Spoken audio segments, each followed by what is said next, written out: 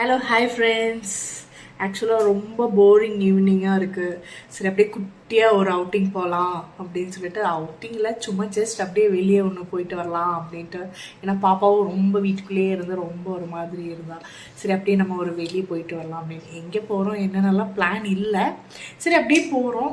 நாங்கள் அப்படியே உங்களுக்கு காட்டுறோம். நீங்கள் அப்படியே பாருங்கள். பாய். தீர்ச்சிடு. திருப்பி போடு பப்பு. திருப்பி போடு.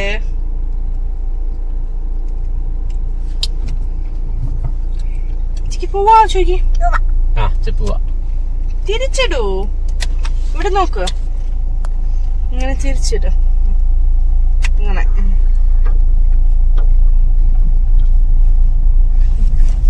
നോക്കട്ടെ മമ്മി നോക്കട്ടെ. നൈസ്. ஓகே, கடைசியில் நாங்கள் ரீச் ஆனது எங்கேன்னு கேட்டால் காங்கேயத்தில் நியூவாக ஒரு காம்ப்ளெக்ஸ் ஓப்பன் பண்ணியிருக்காங்க.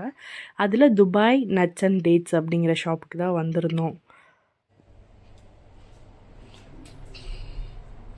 டேட்ஸ் பாருங்கள்.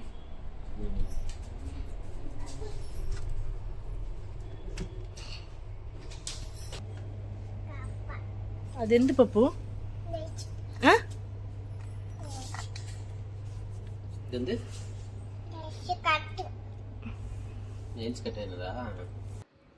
அதுக்கப்புறம் அப்படியே பாப்பாவோட அது எல்லாமே இழுத்து போட ஆரம்பிச்சிட்டா.